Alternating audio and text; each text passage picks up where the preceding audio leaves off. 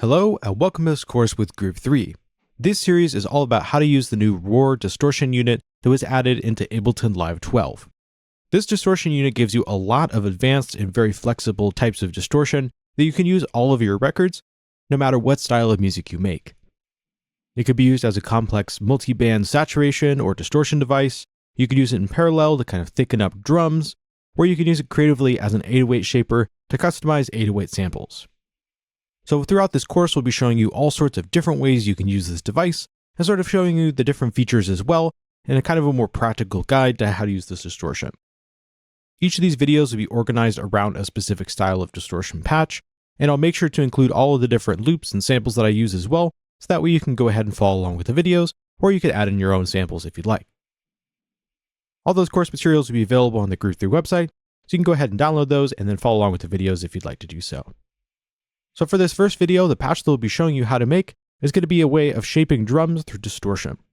So before the roar distortion unit on this loop, we kind of have a simple acoustic drum loop. Sounds nice, but it lacks a lot of thickness and a bunch of fullness.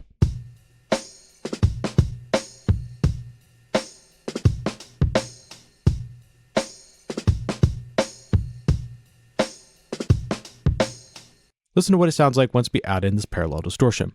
Also pay attention to the peak level. It doesn't actually increase very much, but we're getting a much louder and more full sound.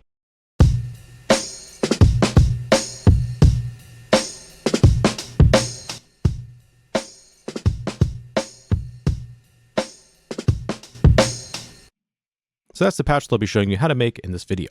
So let's copy over that loop by holding Option or Alt and dragging that loop over.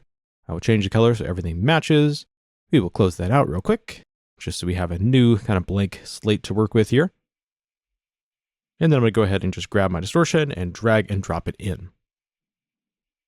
So the first thing that we need to do is go ahead and set our drive settings, and then also choose the type of distortion mode that we'd like to use. This device has a lot of different styles of distortion, whether it be just using it like a regular distortion unit where everything just has a single channel and you could saturate and distort as you want. You could use it in serial, so you can go into multiple copies of the distortion unit back to back, parallel, multi-band, mid-side, which actually can be used very creatively, which I'll show you in one of the videos, or even these weird feedback modes as well. For this one, we're going to go ahead and route this in parallel, because I want to go ahead and thicken up the drums, but also be able to control exactly how I go about distorting everything. So the first thing that we can do once we set that up to parallel is just set our general drive for the input. What this will do is set the amount of gain that we're sending into the distortion and kind of set the general tone of everything. So let's go ahead and just drive that up.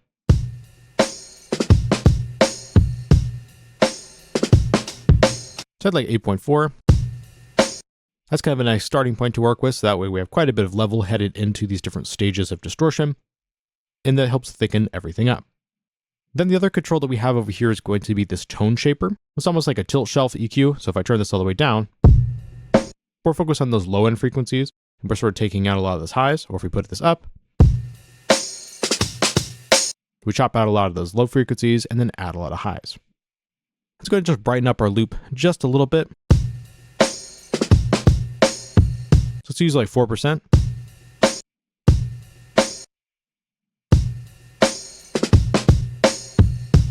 This kind of helps brighten everything up, adds a little bit more top end, while also attenuating some of those low end frequencies that are a little bit boomy sounding. Then we have to decide how much we'd like to blend stage 1 and stage 2 of our distortion together. We go ahead and turn the stage 2 off for now, so we just hear this first one. And for this, I want to go ahead and have just a little bit of this first channel and then more of the secondary one. The reason is we're going to be distorting this first one a lot more, and then the second one we're going to be distorting a little bit less, almost just using it as kind of a soft saturation sound, and that'll kind of be the main section of our drums. And we'll be blending in just a little bit of the more textured distortion. So let's go ahead and set this blend amount to 80-20. So I'll set 80 there, so that way we have 20 over here and 80 on stage 2. So what that'll do essentially is just turn down the volume of the second stage here. And then we can go ahead and start configuring this distortion. And by the way, these buttons just turn off or on the various different stages of distortion. And these are running in parallel. So we have it hitting this one, and then everything is compressed together and sent to the output. So I'll start with that first one. Let's go ahead and crank the amount up just a little bit, just so we have some level to work with. And then we're going to change this over to the noise injection mode. This gives you a really interesting noise texture with the distortion that's really nice, especially when it's used a little bit more subtly. It can almost add this like textured white noise sound and almost this percussive element to your patches. So it can be a little bit aggressive by itself. So we'll go ahead and kind of attenuate that here in a moment with some frequency, with the frequency control. But for now, let's go ahead and put that up to 36. By the way, I'm just using my up and down arrows to adjust that. Now let's go ahead and filter out some of those high-end frequencies, because I want this to be more of a low-end crunch.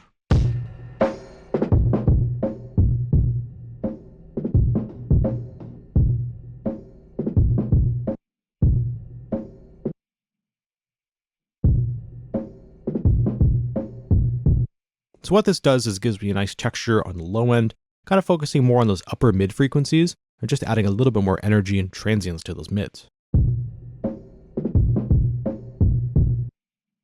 Then we can hop over to our secondary stage of distortion. Now what this is doing is just running in parallel to that main channel, and this will enable us to really thicken up our sound. Kind of just brings in essentially the dry signal.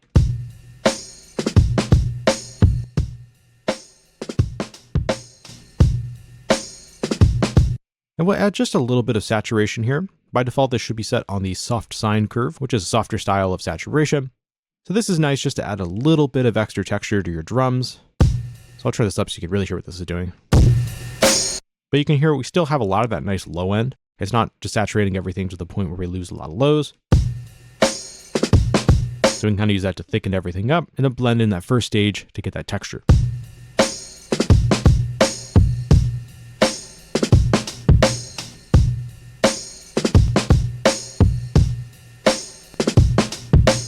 So listen to how those upper mids jump out a lot more once we add in that first stage of distortion. You get a lot more of that texture and a lot more kind of push in the upper mids.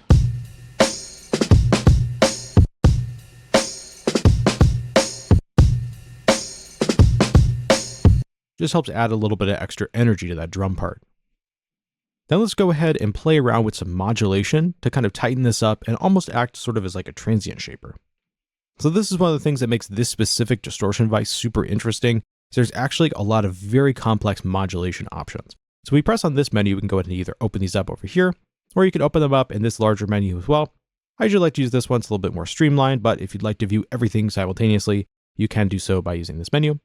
And this is also resizable, by the way, inside of Ableton, which is nice. But for us, let's go ahead and just use this, just to keep everything a little bit more kind of streamlined here. And then we're going to swap over to this envelope mode. So basically what this is a envelope follower. And we can map various different components of this device to this envelope follower to get some really interesting textures and movements into our sound. You also have some LFOs as well, and this noise generator. But for this patch, we'll just be using the envelope. So we're going to use this on the secondary stage of distortion. And we're going to use this to kind of almost act like a transient shaper. So we're going to make it increase the amount of drive as the sound snaps. Then as the sound sort of recovers and the transient dies off, going to reduce the amount of distortion. So let's go ahead and click on this right here. And actually, you can see what this envelope is doing real quick. So you can see it's giving us this curve to work with for our audio. And then essentially what we could do is make modulation values follow this curve. So let's route this up and then we'll come back and adjust some of these settings here in a moment. Let's go ahead and first go to the drive control, which will be for the entire device. And we'll go to that envelope control and reduce this.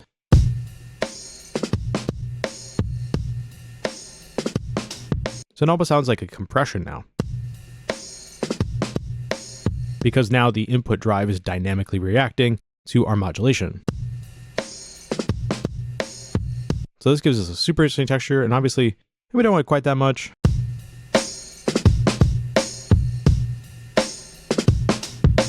We just want a little bit of that almost compression effect. Then we'll go over to our mount control. I go ahead and increase this.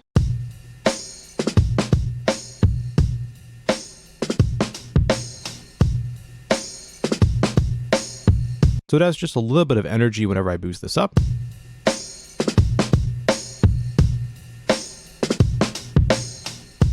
So let's just do a little bit of that. Let's do 4.7 here, and then we'll see what that sounds like on stage 1. Let's see if we can really push this out a lot more to get some more texture. So let's try that out. Let's go ahead and click here. That pops that up down here inside the modulation matrix. And let's crank that all the way up and see what it does. So that actually really opens up that drum part.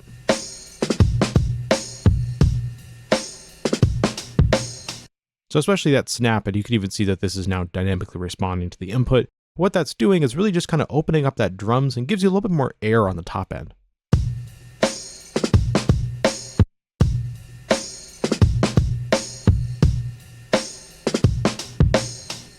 Next thing we can do is go ahead and play around with this release control to adjust the effect that we have here. So we can make our effect much snappier by reducing this release.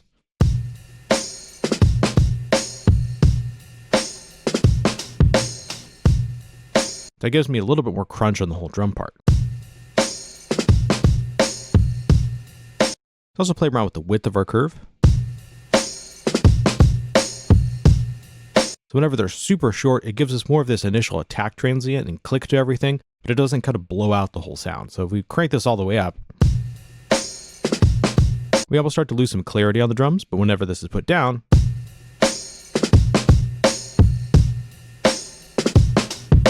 now it acts more like a transient shaper, adding some crunch to the front end of those sounds. Then from there, we can go to the output. Let's reduce the amount of compression on my drums because we're shaping them quite a bit with these envelopes here. We don't want too much of this.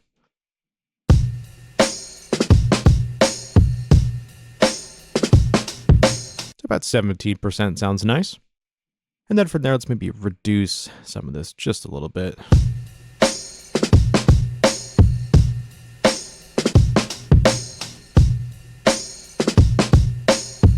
We'll keep that one at 100. We'll keep this one at 3.1. And then altogether, before our drum sounded like this.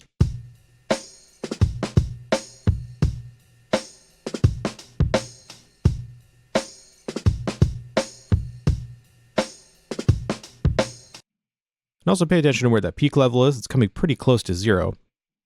But listen to what this sounds like whenever we add the distortion in. The peak level doesn't change that much, but the sound actually gets much louder.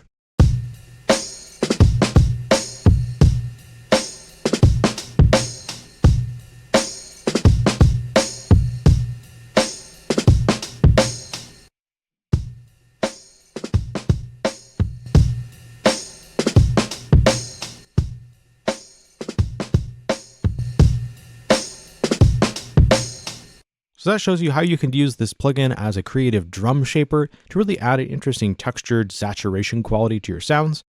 It also shows off how to dynamically adjust the distortion as the sound's playing back using that envelope follower, which gives you the ability to create an almost weird transient shaping effect, which can be really cool. So that's all for this video. Hope you enjoyed it. I'll see you in the next one.